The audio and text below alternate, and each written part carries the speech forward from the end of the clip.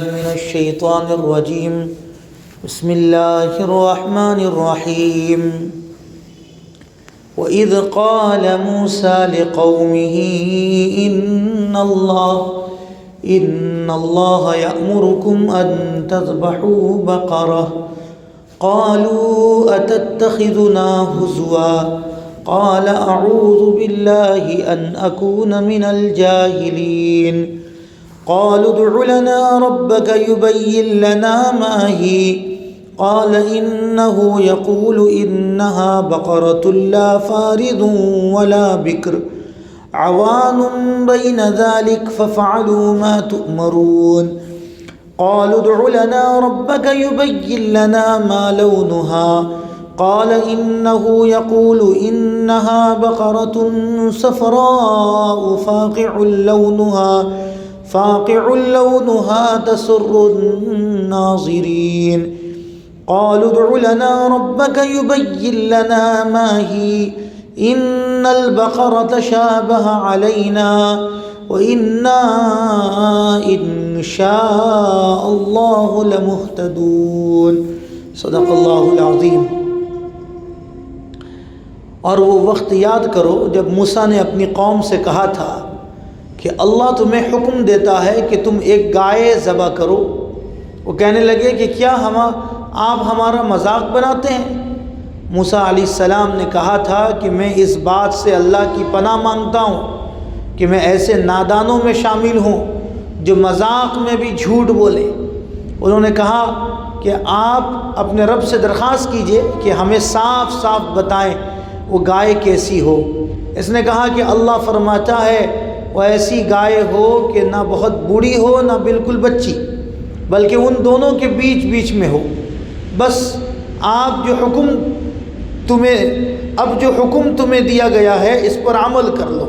کہنے لگے آپ اپنے رب سے درخواست کیجئے کہ ہمیں صاف صاف بتائیں کہ اس کا رنگ کیسا ہو۔ موسیٰ علیہ السلام نے کہا کہ اللہ فرماتا ہے وہ ایسی تیز زرد رنگ کی گائے ہو جو دیکھنے والوں کا دل خوش کر دے۔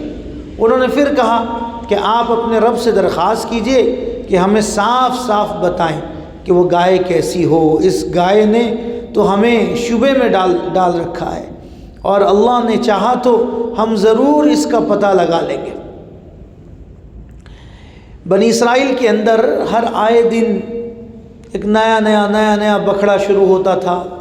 وہ کچھ کرتے تھے پھر شک پیدا کر لیتے تھے، اور جھگڑالو قوم بھی تھی، بہت جھگڑتی تھی چھوٹی چھوٹی چیزوں پر، اور مال کے تعلق سے بہت حریص تھی، بہت حریص۔ ایک امیر آدمی تھا، اسی کا تذکرہ اللہ نے قرآن کریم کے اندر سمجھایا ہے بڑے نمایاں انداز میں۔ ایک اچھوتا انداز اللہ نے اختیار کر کے امت مسلمہ کو اپنی ربوبیت کا مظاہرہ کرایا ہے۔ ایک مالدار آدمی تھا، اس کا بھتیجا جو ہے اس کے مال پر نظر اس کی پڑی ہوئی تھی، بھتیجے کی نظر پڑی ہوئی تھی۔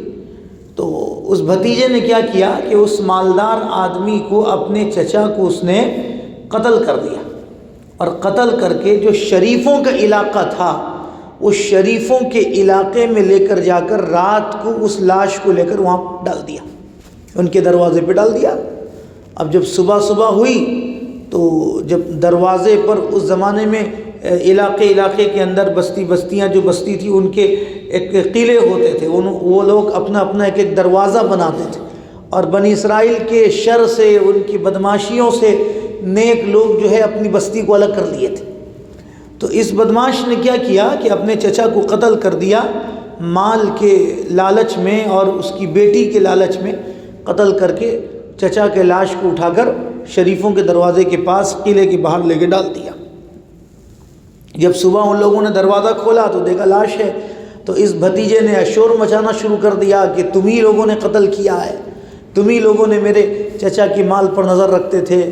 تو اب یہ بیچارے شریف لوگ جو ہے حضرت موسیٰ علیہ السلام کے پاس آئے، آ کر کہا کہ آپ تو اللہ کے رسول ہیں، لوگوں کا فیصلہ کرتے ہیں، آپ ہمارا فیصلہ کیجئے، ہم تو ادھر جا بھی نہیں سکتے، اب ان کمبخت جو ہے ہمارے اوپر الزام لگا رہے ہیں، اب اس الزام کو دور کرنا آپ کے ذمہ ہے، آپ ہمارے اوپر کے الزام کو دور کیجئے۔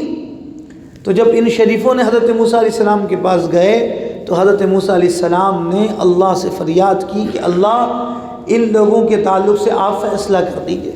تو اللہ رب العزت نے ایک عجیب بات اتاری۔ اس زمانے کے اندر جو ہے جادو بہت چلتا تھا، بنی اسرائیل جادو بہت زیادہ کیا کرتے تھے، جادو پر بہت ماہر تھے۔ تو انہی کے حساب سے ایک چیزیں اللہ رب العزت کی طرف سے حکم آئی۔ اچھا، ایک قوم ان میں سے ایک طبقہ ایسا بھی تھا جو اس بات پر یقین نہیں کرتا تھا کہ مرنے کے بعد بھی دوبارہ کوئی آدمی زندہ ہو سکتا ہے، اس کو دوبارہ زندگی ملے گی، اس پر ایک طبقے کو یہ یقین تھا۔ تو اللہ رب العزت نے کیا کیا، کہا، حکم دیا کہ اے موسیٰ ان سے کہیے کہ ایک گائے ذبح کریں۔ بات کو غور کیجیے گا، حکم ہوا کہ ایک گائے ذبح کرو اور ذبح کرنے کے بعد اس کا کوئی بھی حصہ اٹھاؤ اور اس قاتل کے جسم پر مار دو، اس قاتل کے جسم پر لگا دو یا مار دو۔ وہ قاتل جو ہے وہ خود بخود، جو آدمی قتل ہوا ہے وہ خود بخود اٹھے گا اور اپنے مقتول کو یعنی اپنے قتل کرنے والے کو بتا دے گا کہ بھئی اس نے میری قتل کی ہے۔ بات ختم ہو گئی تھی یہاں پہ۔ لیکن ان کمبختوں نے کیا کیا کہ موسیٰ نہیں، ذرا اللہ سے یہ پوچھو کہ اللہ کیسے، کس کلر کی گائے چاہیے، کیسی گائے چاہیے۔ تو اللہ رب العزت نے ان کی اس بات پر ناراضگی کا اظہار کرتے ہوئے کہا، اچھا تم میری بات کا مذاق بناتے ہو، تم سوچتے ہو کہ میں رب تم سے مذاق کروں گا؟ جب میں نے حکم دے دیا تو دے دیا، تو اس پر تم کو عمل کر لینا تھا، لیکن تم نے جب پوچھا ہے تو لو اب دیکھو میرا بھی میرے عذاب کا مزہ چکھو۔ اب کیا ہوا، انہوں نے اب سوال کر بیٹھا کہ اللہ اے موسیٰ اللہ سے پوچھئے کہ گائے کیسی ہو۔ تو آواز آئی ادھر سے کہ قالوا ادع لنا ربک یبین لنا ما ہی قال انہ یقول انہا بقرۃ لا فارض ولا بکر عوان بین ذلک، ایسا ہو گائے کہ نہ بوڑھی ہو نہ جوان ہو، بالکل نوجوان جانور ہو۔ اور پھر اچھا اس کا کلر کیسا ہو، ان لوگوں نے پھر بدماشی کی کہ بھئی اس کا کلر کیسا ہو۔ تو اب پھر بتایا گیا کہ اس کا کلر ایسا ہو کہ بالکل زرد رنگ کی ہو، دیکھنے والوں کا دل لگ جائے۔ ایک ہوتا نا کہ کلر ایسی ہوتی ہے کہ رنگ ایسا ہوتا ہے کہ دیکھنے والے ٹکٹکی مار کے رہ جاتے ہیں۔ ان کمبختوں نے اس پر بھی جو ہے خاموشی اختیار نہیں کیا، آگے سوال کیا، قال انہ یقول انہا بقرۃ لا ذلول تثیر الارض ولا تسقی الحرث مسلمۃ لا شیئۃ فیہا، کہ اللہ فرماتا ہے کہ ایسی گائے ہو جو کسی بھی کھیت پر چرنے والی نہ ہو، یعنی بہت سارے گائے ہوتی تھی نا جو کھیت جوکتی تھی، کھیت میں ہل، ابھی بھی بہت سارے گاؤں میں جو ہے کھیت پر ہل گایوں کے ذریعے سے کیا جاتا ہے۔ تو اب جو ہے ان کے اوپر یہ حکم ہو گیا کہ ایسے گائے ڈھونڈو جو گائے باضابطہ مسلمۃ لا شیئۃ فیہا قالوا الآن جئت بالحق فذبحوها وما كادوا يفعلون، کہ ایسی گائے ڈھونڈ لو کہ جو گائے آج تک کسی آدمی کے قبضے میں نہ ہو، نہ کسی کھیت جوتی ہو۔ اب پریشان کہ بھائی اب کیا کیا جائے، اب کیا کیا جائے۔ اب ڈھونڈا گیا، ڈھونڈتے ڈھونڈتے حالت خراب ہو گئی۔ یہاں پر اس بات کو سمجھنا ہے، میں آگے بتلاؤں گا کہ اللہ تعالیٰ ان حکم کو دے کر دوسری طرف کیسا فائدہ اٹھا، دوسرے فرما برداروں کو اللہ کیسا فائدہ دیتا ہے۔ لیکن یہاں پہ آج ہم کو بس اتنی سمجھنا ہے کہ شریعت کے معاملے پر، احکام کے معاملے پر اللہ رب العزت اگر کوئی حکم دے دے تو ہم کو اس کے آگے چوں چرا نہیں کرنی چاہیے۔ اگر چوں چرا کریں گے تو دماغ بھٹکے گا یا پھر ایمان بھٹک جائے گا۔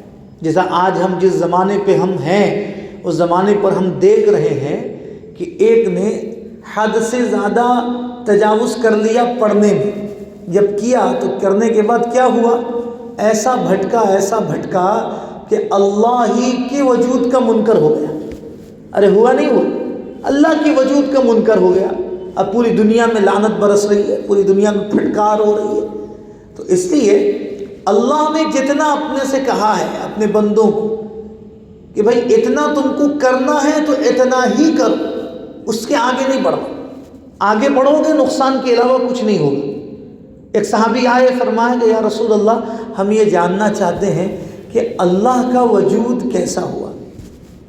جیسا آج کے دور میں سوال ہوا نا، ایسی مسلم کی غالباً حدیث ہے، میرے ذہن سے اتر رہا ہے کہ فرمایا کہ بھائی اللہ کا وجود کیسا ہوا، اللہ کہاں سے آئے. تو اللہ کے رسول صلی اللہ علیہ وسلم جہاں پر بیٹھے تھے آپ وہاں سے اٹھے، کھڑے ہوئے، 5 قدم یا 6 قدم آگے بڑھے اور جا کر پھر بیٹھ گئے. وہ صحابی پھر وہاں سے اٹھے، پھر اٹھ کر پھر جا کر وہاں پہ سوال کرنے لگے. اللہ کے رسول پھر وہاں سے اٹھے، پھر ایک 5-6 قدم اور آگے بڑھے، پھر جا کر ادھر بیٹھ گئے.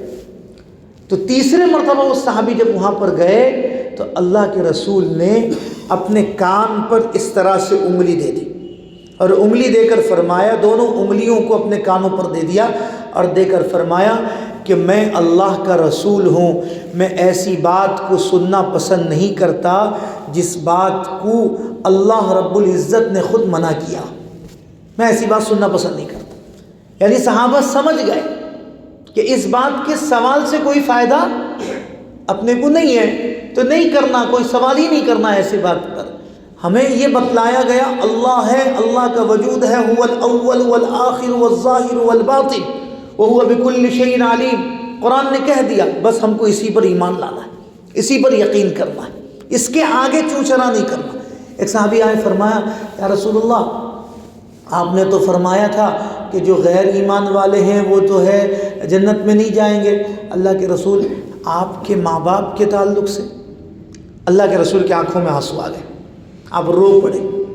جب آپ رو پڑے تو جبریل آ گئے، فرمایا کہ یا رسول اللہ ان کو یہ بات بتلا دیجئے کہ آئندہ یہ آپ کے والدین کے تعلق سے سوال نہ کریں، یا آپ کے والدین کے تعلق سے آئندہ سوال نہ کریں، خاموش رہیں، اپنی زبان کو بند رکھیں. مفسرین کرام نے اس بات پر لکھا ہے کہ جس طرح سے صحابہ کو منع کیا گیا اس طرح سے امت مسلمہ کو بھی منع کیا گیا کہ بھئی اس پر سوال مت اٹھاؤ کہ اللہ کے رسول صلی اللہ علیہ وسلم کے والدین کا حالت کیا ہوگا، وہ اللہ جانتا ہے، وہ اللہ ہی کو معلوم. اپنے کو اس بارے میں دماغ ڈالنا ہی نہیں ہے، ڈالو گے گمراہ ہو جاؤ گے. تو اسی طرح اللہ رب العزت نے اس قوم کو یہ حکم دیا کہ بھائی تم کو یہ چیز کرنا ہے. تو اس قوم نے کیا کیا، باضابطہ اس چیز کو آگے بڑھاتے گئی. ہوا ماجرا یہ کہ یہ قوم جو ہے گمراہ ہو گئی اور اللہ کی ایسی پکڑ پر آ گئی کہ کل اس آیت میں آئے گا کہ کتنی سخت پکڑ آئی، اتنی خطرناک طریقے سے پکڑ آئی کہ پوری بستی، پوری قوم مل کر اپنے پورے مال کو جمع کی اور جمع کرنے کے بعد کتنا بڑا ان کا نقصان ہوا. تو اس لیے اس آیت کریمہ کے اندر اللہ رب العزت نے مجھے اور آپ کو یہ پیغام دیا ہے کہ میرے بندو جتنا میں کہوں اتنا ہی تمہیں جو ہے کرنا ہے. اس سے آگے بڑھو گے 2 نقصان ہوگا. پہلا نقصان تو یہ ہوگا کہ ایمان سے ہاتھ دھو گے، دوسرا نقصان یہ ہوگا کہ دنیا کے اندر بھی ذلیل ہوگے اور آخرت میں بھی ذلیل ہونا پڑے گا. اللہ تعالیٰ مجھے بھی اور آپ کو بھی کہنے سے زیادہ عمل کی توفیق عطا فرما دے.